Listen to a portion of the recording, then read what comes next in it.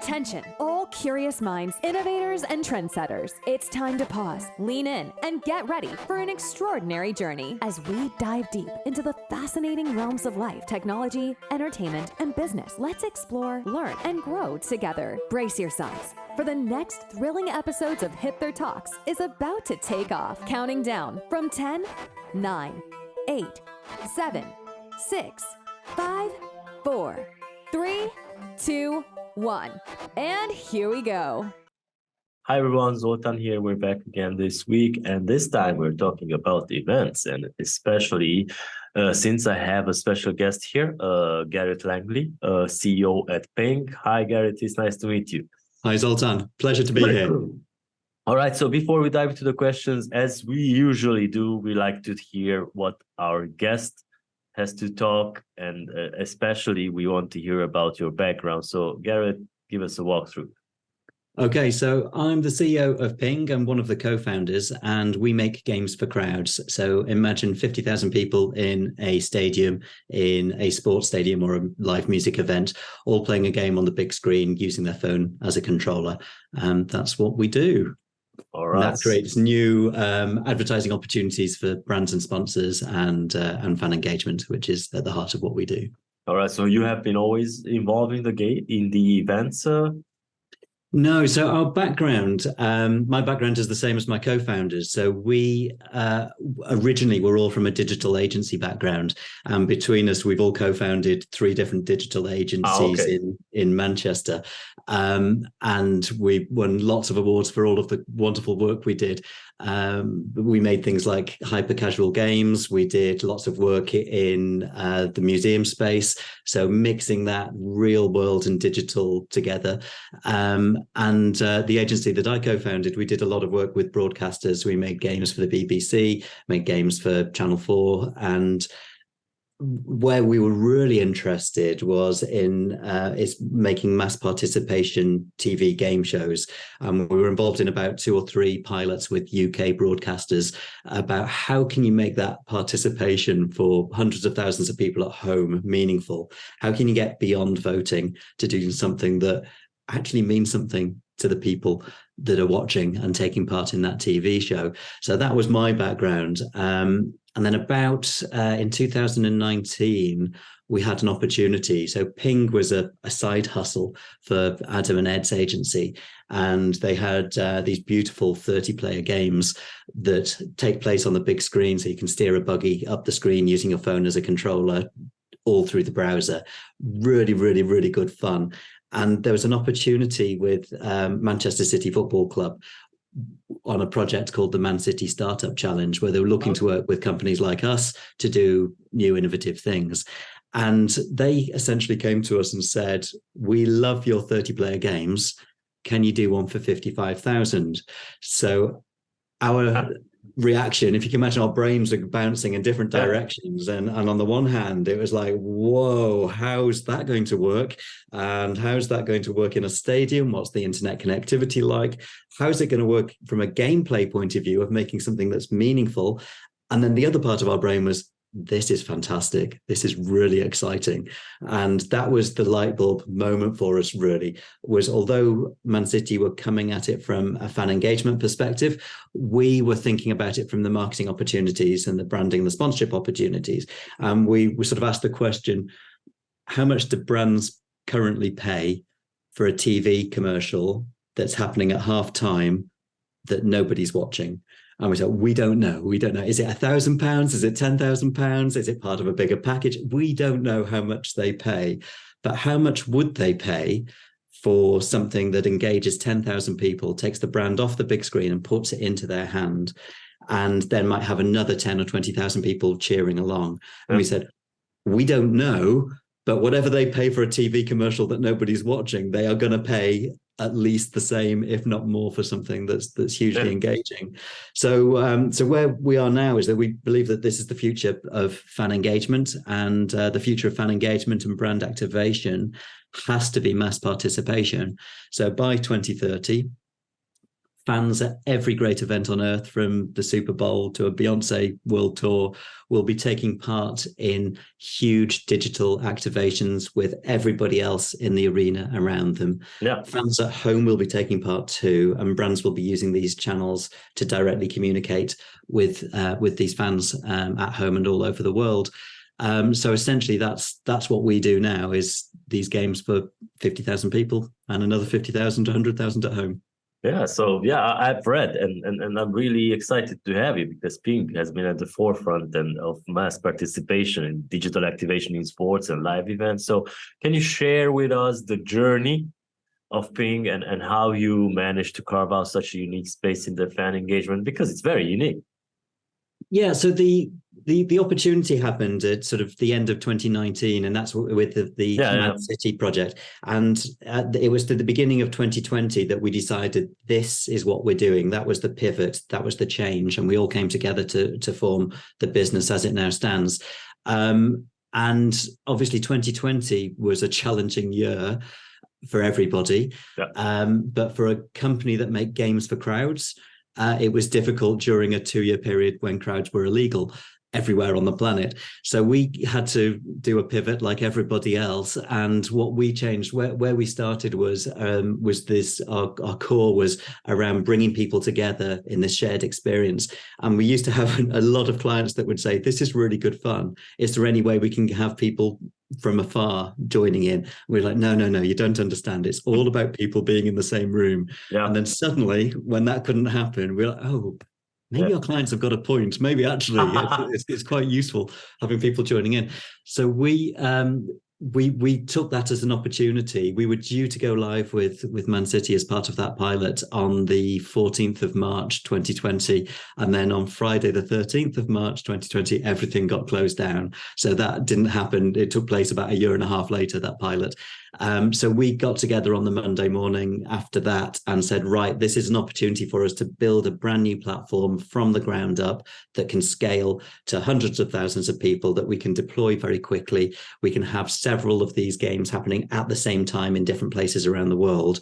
We knew that it would need to be a hybrid product, so something that could work for remote fans today, but then work for fans in the stadium in the future. And so our first product on this new platform was our interactive game show product that we call Quiz with 2 eyes, because we're Piing with 2 eyes. So that was a really nice product that had took place during lockdown, and it was lovely seeing that journey going from lockdown product to back into the real world. And now we do hybrid as well, with fans around the world taking part in activations with fans in the stadium. All right. So basically, from the British Grand Prix to EuroLeague basketball finals, Piing's presence is felt everywhere in all range of sports events. And what are some of the unique challenges you guys and opportunities you are dealing with when dealing with different sports, fan bases, and maybe also adding the culture part? Yeah, that's a great question. That's a journey that we have been on, learning those differences, and we'll continue to learn as well. Every sport is different. Every fan base is different. And so in a way, working in football or soccer has been one of the hardest ones in hindsight, one of the hardest ones to start with, but that's where we started. So that's all we knew. But with football, we've got pre-match and you've got half-time, and that's it. So only 2 windows to play our game. In some football clubs that there is in the UK, that there are big traditions that everybody goes to the pub and then they race in at the last minute. So there's no pre-match. They're running through the door just as the whistle is going to start off. And then at half time, you'll have some people in the seats and some people getting up. And there's also all of these other messages that need to happen. So that can be a challenge. And then also those fan bases are different in different countries as well. So a UK football fan will be very different to a US soccer fan. But if we can make our games work in football in the UK, we can make them work anywhere, and we can. So that's a good sign. But we've been in basketball, we've been in baseball. So in basketball, you've got those 2 windows. Yep. it works. We have very high participation rates in basketball. I think the fact that you've got everybody in a smaller environment, it's easier to get that focus of everybody looking at the court right now. So we've done some really nice work with Telefonica in Barcelona and Madrid, which has gone really, really well with them. We've been working with baseball. How many breaks are there in baseball? About 16 breaks, I think, in total. 16. But all of those breaks are very short. And we're doing some work in cricket at the moment. So every sport is different, and it's about having a product that's incredibly versatile is the key to it, so that it can be used. One of our games, Penalty Shootout's a 55,000 player penalty game that's gone live at Ajax. That's been designed to be a 4-minute game to get everybody in and out in 4 minutes. Our game show product can last as long as you want. So we've recently done some really nice work with Adidas at the Women's World Cup, and some of those quizzes were 2 minutes long inside the stadium. And so 2 minutes or less to get out your phone, scan the QR code and join in. Ideally, you would have more than that, but it works even at that scale. So it's great. Budgets, of course, is something else that's very different. And so even in the Premier League in football in the UK, there's a big difference between the top of the league and the bottom of the league. And then different sports have different budgets as well. So it's always a challenge, but I think being versatile is the key, having a product that is flexible and can fit into whatever shape it needs. All right. Are you also working with sports betting operators, or? We haven't done as yet. No, we haven't worked with betting companies yet. Because they are trying to work this thing out. Yeah, so it's a difficult area because obviously you need to be very careful about what you're doing. Regulation, compliance. Yeah, exactly. And, you know, a large part of what we're trying to do is get everybody in the stadium playing. So it would be an interesting area to look at, but it needs to be done very carefully. It's crazy because we're doing these virtual meetups for the gaming industry for quite a while now. And this is something that comes up every time, this fan engagement. Yeah. During the match for the sports betting industry, and in the US it's going to be huge. So I don't know if this is official with the breaking of the Guinness World Record. Yes, absolutely. All right, so you guys broke it twice in 1 year for the largest quiz. That's right, yeah. So we in November 2022, we broke the Guinness World Record for the world's largest online quiz with Auto Trader in the UK, a huge car retailer. Yeah, we know them. You know them well. And so Auto Trader, we've been working with Auto Trader all through lockdown. Every Christmas, they ran, using our quiz product, they ran a quiz for their staff, and it was their Christmas quiz, and it was beautiful, with the senior leadership team asking questions, and it was great. And they did it in 2020, 21, 22. And we basically said to them, right, let's talk with your marketing team. And after a couple of conversations, they came up with this great idea of, we want to break the Guinness World Record for the world's largest quiz. We want to give away an electric car as a prize, and it just grew from there. So it was an amazing project, and the team were brilliant to work with. They had two presenters, Simon, who does a lot of hosting of basketball games at EuroLeague Basketball, who's another one of our clients, and then Rory Reid, who is a TV presenter and makes a lot of their YouTube content. So they were our hosts. They had about £100,000 worth of prizes. There were 2 electric cars, electric toothbrushes, electric blankets, electric everything, electric bikes, electric motorbikes. And so what they did, every sort of 10 questions, they would give away a bunch of prizes. So if you were in first place, you got an electric bike. If you were in 100th place, 1,000th place, 5,000th place, you would get these prizes. So it was beautiful that even if there was one point, one of the presenters said, what of the quiz or game show can you take part in where you come 10,000 and you've still won an electric bicycle? Yeah. So it was beautiful, beautiful project. And so at the end, they gave away 2 electric cars, as I say, and one broke the Guinness World Record. So we doubled the record, the previous record. There's very stringent rules on the Guinness World Record. It has to last for an hour. It has to be the number of people that answer every single question all the way through the hour. And that is a challenge. That is difficult. But we broke that, and it was great. Everybody was happy, especially the people that won the cars and the electric toothbrushes and everything else. And then about 3 months later, we had an agency in Slovenia get in touch with us, and they had been working on a project. They also were looking to break the Guinness World Record for the world's largest online quiz. And they'd seen what we had done, and they were like, oh no, they've just broken the world record. It's just gone up. But they'd had a few technical difficulties from what we understand. And they had in 3 weeks' time, they had 20,000 school children from all over Slovenia due to turn up to play an online quiz all around online safety, working with A1, the telecoms company. And they needed a platform quickly that could deliver that. And, that's what we do. That's what we do. So it takes us 10 minutes to get something spun up. And so we had a conversation on the Thursday. We set them up with something on the Friday.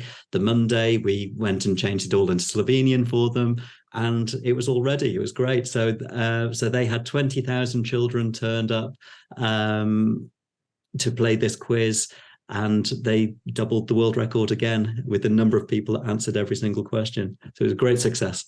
All right. So have you guys learned from these experiences? Yeah, I think there's a lot of learnings. I think one of the big things is that rewards, prizes, help bring people there in the first place, but they're not the most important thing. The most important thing is actually having an engaging show, having a great, just having this experience that is fun and engaging for everybody. That is the most important thing. That's why people stay, because the chances of winning the car are very, very small. But only one person, or in that case, two people can win the car. What about the other sort of 16,000 people that are joining in? What can they win? Or why should they stay? And so it's about making that a really good, fun, engaging thing to do. Yeah. And we find that with lots of other quizzes and game shows that we do with different clients. We had one where a runner-up prize was a little poo emoji trophy, and 50% of the audience shared their details for the chance to win a poo emoji. So the prizes don't need to be as big as cars. It just needs to be something that is hugely engaging, just fun. And our product is essentially a vehicle for people. It's a prop for people to just create their own gorgeous content that makes people laugh and smile. Yeah, so since you mentioned this 50% of players sharing their personal data, I want to touch base on that, the data privacy, as data collection seems to be another aspect where you guys are excelling, and this 50% is a lot. We know about such things, and it's a lot. So how does Piing balance the fine line between fan engagement and data collection, especially in this era where there's increasingly concerns about that data privacy? It's really easy for us. Our core value is focus on the fan, and we just focus on the fan. If the way that other companies do things that are doing data collection, it's usually about data collection first. They say, how can we collect data? Exactly. And that's their starting position. We want to collect data. Okay, we'll get people to scan in a QR code. They can put in their details and somebody might win a prize. And everybody feels sad at the end of that. We've all done it, and we go, oh, and it's not a nice experience. Everyone feels a little bit robbed and stolen and sad at the end of that experience. You might do it once, you might do it twice, but you won't do it a third time. We do it completely the other way around. So we start off with, how can we make people have a great time? How can we make this fun? How can we make it engaging? And if you think about it, advertising works best with the consent of the audience. So if you think back to the wonderful days of the advertising industry in the 1980s and 1990s, those very best TV commercials and billboard ads and print ads, the very best ones didn't work by, how can we steal your data? It wasn't about that. it was about giving you something. It was about putting a smile on your face, making you feel happy, making you laugh. That was how those advertising works. And we do things exactly the same way. Is we just start off with, how can we make this the best moment in the downtime during the event that you're at? Hopefully the sports will be the very best moment, and we are hopefully the second best right behind that, of creating those wow moments. So when we're making new games, we think about, where are those wow moments? Where are those Piing moments that will make the crowd cheer and laugh and smile? And every one of our games has its own sound profile from the audience. So you could put me in a room where there's one of our games playing, and I could tell you which game is being played by the sound that the audience are making, the cheers and the oohs and the ahs. So that's what we do, is we start off by making those magical experiences for fans. And then off the back of that, at the end of a game, we might say, do you want to put in your details? Do you want to? You don't have to. You can do if you want to. And that's why we get these very, very high response rates of, was looking at some data yesterday, had over 61% of fans opting into marketing for a project in cricket. And so it's fantastic. And so, if you think about it, when was the last time you heard 50,000 fans cheer at a TV commercial in a stadium? Exactly. It doesn't happen, but we've got a product that can literally make the audience shout and cheer. All right. So you in our first part, you mentioned that by 2030, there's mass participation and digital activation will be out there. So what do you think will be the key driving factor for this trend, and how is Piing preparing for that future?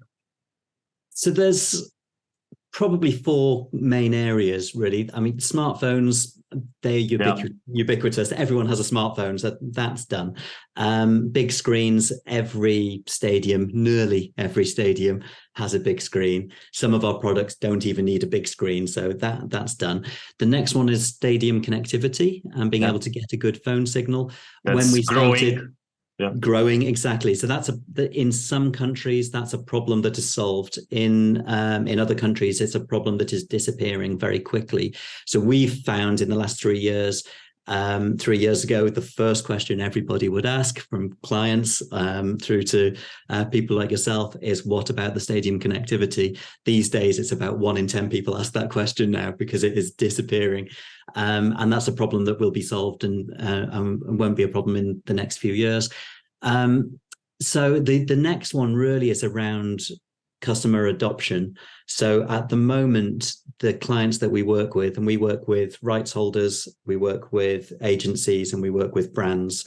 And the people that we're working with are those companies that are innovators, and they are looking for new, exciting products that can help them deliver their objectives, whether that is about purely fan engagement or about data collection or whatever it is that they're looking to do, or their brand engagement. How can they do that at a better level? So we're working with those companies that are the innovators.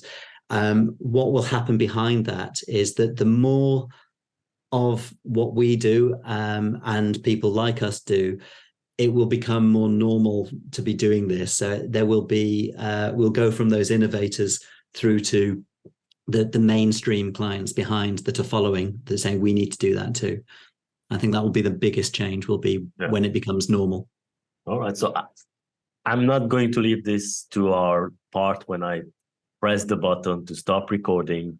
I will share this with the audience. This is season 2 for our podcast, and this is the best time I had during a podcast recording. So Gareth is a great guy and passionate about what he does. So I'm sharing this as to our audience. So my final question to you is, like, can you give our listeners a sneak peek into what's coming up next for Piing, and maybe some upcoming partnerships, new game concepts, maybe global expansions?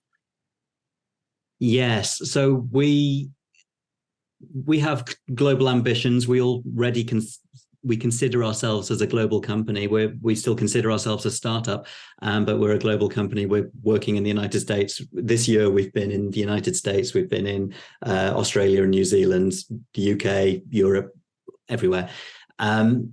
What's coming up is we are working on our version 3 of our platform, and that will allow us to make new games more quickly. That's the key goal here. So we have, as you can imagine, as games creators, as creatives, we have 100 ideas of things we want to do. But there's a small amount of time, there's not enough time, there's not enough money. So we need to be able to make our suite of tools that allow us to make products much more quickly.